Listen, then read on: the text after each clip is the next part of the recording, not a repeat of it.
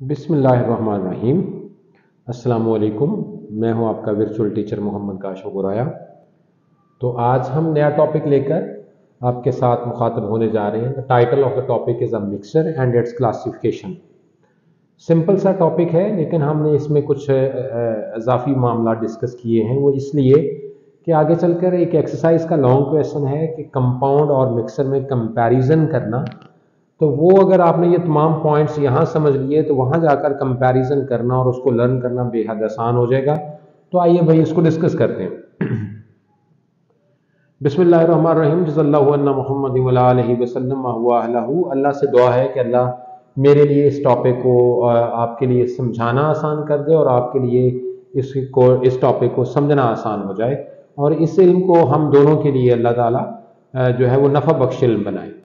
तो impure matter क्या है जी, मिक्सर क्या है? तो पहला पॉइंट है, इसमें 5 पॉइंट मैंने तज़किरा किए हैं, इसलिए कि आगे जाकर कंपाउंड और मिक्सर में जब कंपैरिजन करना तो उसकी भी रिक्वायरमेंट 5 पॉइंट्स की है।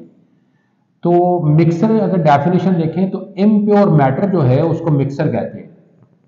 मैटर जब हमने पढ़ा था तो उसकी क्लासिफिकेशन या उसकी टाइप्स में कहा था कि मैटर दो तरह का हो सकता है, या प्योर या इम्प्योर। अगर प्योर होगा तो उसको सब्सटेंस कहते हैं, और अगर इम्प्योर होगा तो उसको क्या कहते हैं, मिक्सर कहते हैं।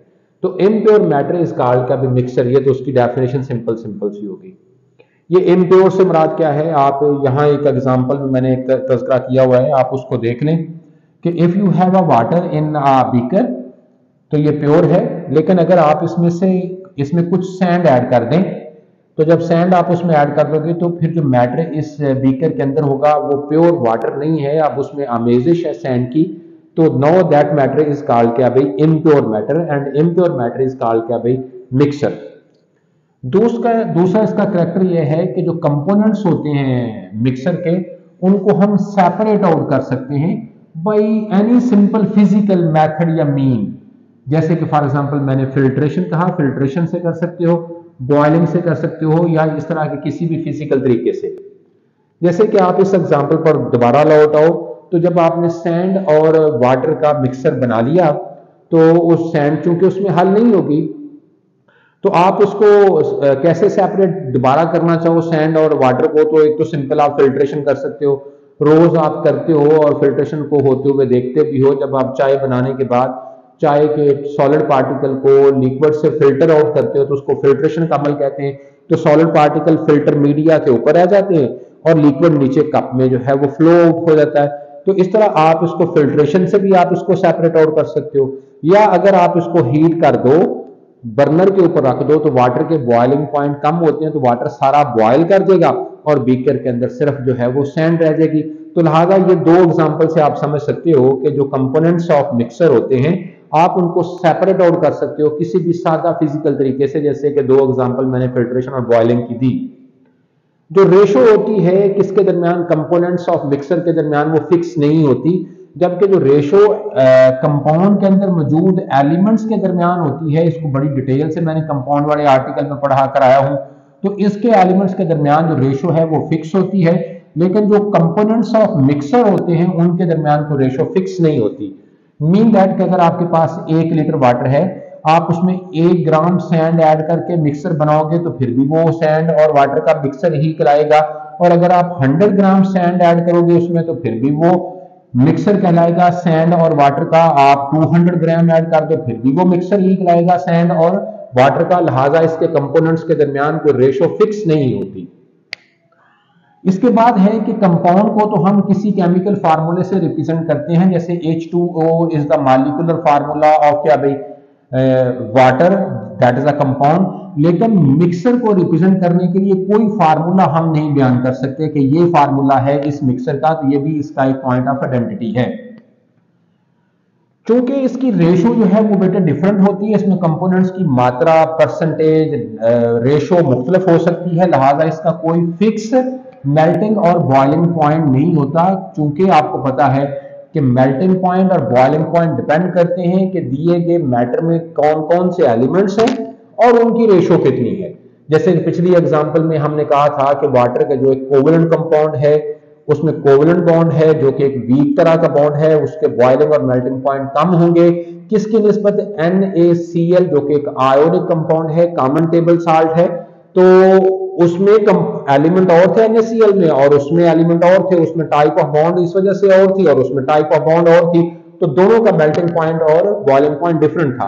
तो जिस एग्जांपल से हमने ये देखा है कि मेल्टिंग पॉइंट और बॉइलिंग पॉइंट डिपेंड करते हैं कि दिए गए पीस ऑफ मैटर में एलिमेंट कौन कौन से हैं और वो कितनी रेशो से हैं। तो यहां पर तो एलिमेंट कंपोनेंट्स भी मिक्सर के मुख्तलिफ हो सकते हैं और उनकी रेशो भी मुख्तलिफ हो सकती है, इस वजह से इनका कोई फिक्स मेल्टिंग और बॉइलिंग पॉइंट नहीं होता। इसकी एग्जांपल देखें तो milk is example of mixer, क्योंकि दूध में प्रोटीन भी है। माएँ बच्चों को कहती हैं भाई दूध पिया करो, इससे जान बनती है, ताकत मिलती है, क्योंकि उसमें प्रोटीन है। और दूध माँ कहती है कि भाई इसमें चीनी डालने की कोई जरूरत नहीं होती, दूध तो खुद ही मीठा होता है। इसका मतलब क्या, उसमें शुगर भी है और उसमें लिक्विड वाटर भी है। तो लिहाजा इसमें एक से ज्यादा कंपोनेंट्स का ये अमेजा होता है, लिहाजा milk is a mixer. Blood जो है वो भी मिक्सर है, क्योंकि इसमें शुगर भी है और इसमें लिक्विड भी है। शुगर आपको पता है कि अल्लाह माफ फरमाया, अब तो हर दूसरा बंदा जो है वो डायबिटीज के मर्ज में मुब्तला है। तो शुगर में अगर ब्लड में अगर शुगर का लेवल बैलेंस ना रहे तो हम उस पर्सन को कहते हैं कि इसको डायबिटीज होगी, इसको शुगर होगी। जिससे पता चलता है कि ब्लड में शुगर भी है, लिक्विड वाटर भी है। इसका मतलब कि ब्लड आल्सो एक मिक्सर है। स्टील भी एक मिक्सर है। स्टील में क्या क्या होता है? स्टील में आयरन होता है और इसमें इसके साथ कुछ इंप्योरिटीज होती हैं, मैंगनीज होती है, कार्बन डाइऑक्साइड होती है और भी इंप्योरिटीज होती हैं। लिहाजा ये चूंकि नंबर ऑफ कंपोनेंट्स का मिक्सर है, लिहाजा ये क्या है जी, स्टील भी एक मिक्सर है। इसके साथ ब्रास भी एक मिक्सर है। ये मैंने यहां इसलिए तज़किरा किया है कि ब्रास की एग्जांपल आगे एक्सरसाइज में इसके बारे में पूछा गया है। तो ब्रास मिक्सर होता है किसका? कॉपर और जिंक मेटल का। इस तरह नाइक्रोम, ये ब्रास होता क्या है? इसमें ये ऐसा सॉलिड है, ऐसा मेटल का कॉम्बिनेशन है जिसमें फ्रिक्शन कम होती है। फ्रिक्शन रगड़ की ताकत को कहते हैं। इसलिए गाड़ियों में बैरिंग्स और गियर का सामान जहां पर ज्यादा रगड़ होती है, क्योंकि व्हील जब घूमता है तो उसमें फ्रिक्शन का सामना करना होता है, तो बैरिंग जो है वो ब्रास के बनाए जाते हैं। गियर जहां ऑटोमेशन हर वक्त चेंज होती रहती है, पहला गियर, दूसरा, तीसरा, चौथा, तो वहां पर गियर में भी ब्रास यूज किया जाता है।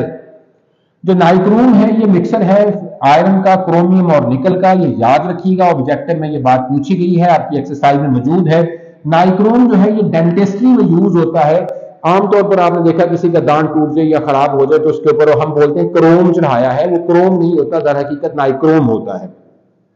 यहां की बात समझ लें ये कि अगर कोई ऐसा मिक्सर जो दो या दो से ज्यादा मेटल्स के कॉम्बिनेशन से आपने बनाया हो तो उस मिक्सर को स्पेशली अलाय कहते हैं। ये भी अपने नॉलेज में इसको भी ऐड कर ले। होमोजीनियस मिक्सर, इसकी आगे क्लासिफिकेशन है। तो मिक्सर दो तरह का हो सकता है, होमोजीनियस और हेट्रोजीनियस। होमो का लफ्जी मानी होता है अलाइक, एकसा, अलाइक या एकसा और यकसा। तो जो जीनियस है इसको कहते हैं स्टेट ऑफ मैटर। ये ज़हीन वाला जीनियस नहीं है, तो स्टेट ऑफ मैटर कहते हैं। तो हेट्रो जो है वो क्या होता है? मुख्तलिफ या अनलाइक।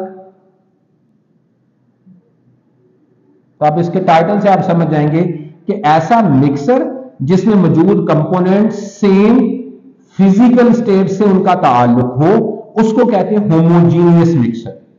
जैसे कि फॉर एग्जांपल आप एक बीकर में पानी ले लें और आप उसमें नमक के 2 चम्मच डाल दें।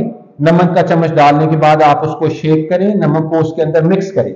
जब नमक उसके अंदर मिक्स हो जाएगा तो फिर आप उस बीकर को उठाकर अपनी हाथ पर रख लो और फिर ढूंढ के बताओ कि उसमें कौन सा मालिक्यूल नमक का है और कौन सा मालिक्यूल जो है वो वाटर का है। आप नहीं फर्क कर पाओगे।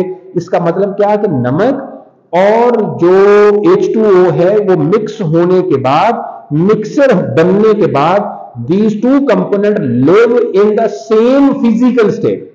फिजिकल स्टेट मुख्तलिफ होती है, एक सॉलिड में होता है, एक लिक्विड में होता है, तो आप फर्क कर लेते। तो these component live in the same physical state। तो इसी को यूनिफॉर्म कंपोजिशन भी कहते हैं। कंपोजिशन का मतलब होता है अज्जाए तरकीबी, यूनिफॉर्म होता है एक सा। तो आप ऐसे कह लें, आप ऐसे कह लें कि ऐसा मिक्सर जिसमें कंपोनेंट जो मिक्सर के होते हैं these live in the same physical state, उसको क्या कहते हैं? Homogeneous mixer. लेकिन हेट्रो चूंकि मुख्तलिफ है, जीनियस स्टेट ऑफ मैटर है, तो जिसके कंपोनेंट डिफरेंट फिजिकल स्टेट में लिव करते हो या उसकी होमोजीनियस क्या यूनिफॉर्म कंपोजिशन ना हो तो उसको कहते हैं हेट्रोजीनियस मिक्सर। जैसे कि आप उसी एग्जांपल में इसको तब्दील कर लें कि अगर आपके पास बीकर है और बीकर में वाटर है और आप उसमें एक चम्मच सैंड डाल देते हो, तो सैंड चूंकि हल नहीं होगी, sand live in the solid state, H2O live in the liquid state, लिहाजा यहां दोनों component different physical state heterophysical state में पाए जाएंगे, लिहाजा that type of mixer is called कभी हेट्रोजीनियस मिक्सर। इसकी एग्जांपल आपकी बुक के ऊपर एयर है, एयर जिसमें हम सांस लेते हैं, आपको पता है कि इसमें डिफरेंट गैसेस होती हैं और जितने भी कंपोनेंट हैं, नाइट्रोजन है, ऑक्सीजन है, कार्बन डाइऑक्साइड है, ये सब गैसियस स्टेट में लिव करते हैं, इसलिए air is the example of क्या भी होमोजीनियस मिक्सर। आइसक्रीम जब बनाते हैं तो आपको पता है उसमें हम दूध का भी इस्तेमाल करते हैं, उसमें चीनी भी डालते हैं, उसमें खोया भी डालते हैं, उसमें और कलर्स भी बहुत सारी चीजें डालते हैं। तो वो जितने भी उसके कंपोनेंट्स होते हैं, आइसक्रीम जब बन के सामने आती है तो उसमें सॉलिड पार्टिकल अलग नहीं होते, गैसियस पार्टिकल अलग नहीं होते, लिक्विड पार्टिकल अलग नहीं होते, तो तमाम components live in the same physical state. तो ice cream is also an example of homogeneous mixer.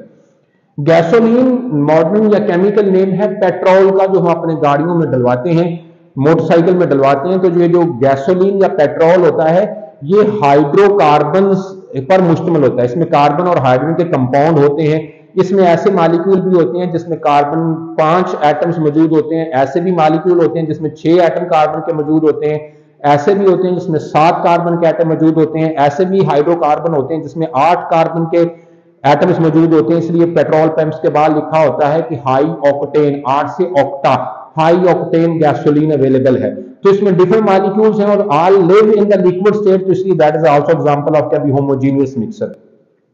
Heterogeneous देख लो तो सॉइल सारी जमीन को पुत्र सॉइल नहीं कहते, जमीन का ऊपर वाला 12 इंचेस का टुकड़ा जो होता है, जो कि जरखेज होता है, जिसमें बैक्टीरियाज मौजूद होते हैं, उसको सॉइल कहते हैं, जिसमें फसल लगाई जाती है, बोई जाती है और उसकी नशोनुमा खूब होती है।